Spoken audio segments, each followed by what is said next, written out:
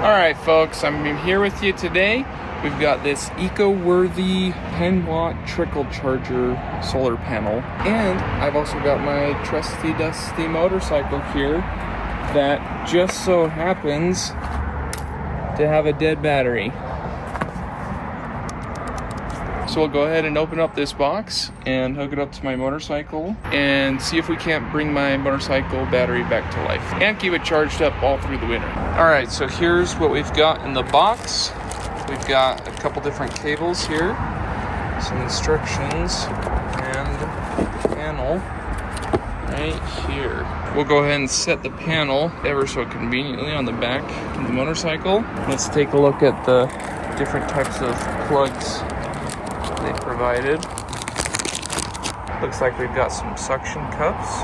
Careful not to lose those. Those you can put in the four corners of the panel so you can mount it in the front of your windshield. So we've got the alligator clips here, and then we actually have a second option that allows you to plug this right into your 12-volt port inside your vehicle, which is super convenient, and mount this in the windshield and it'll charge your battery right from there. Very conveniently on my motorcycle, I actually already have this pre-wired up to my battery, and it's the exact same cord as this one right here. So I can just plug the panel directly into my motorcycle battery because it's buried right in the middle here, and it would be quite a bit of effort to get the alligator clips on there. So I'm just going to plug this right into the motorcycle and we should be good to go. Alright, so you can see there I've plugged the solar panel directly into my motorcycle, and here's what the back of the panel looks like.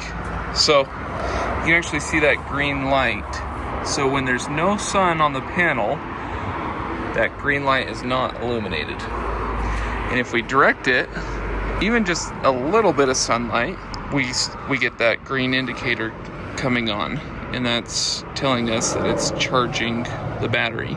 It's got some more instructions on the back here.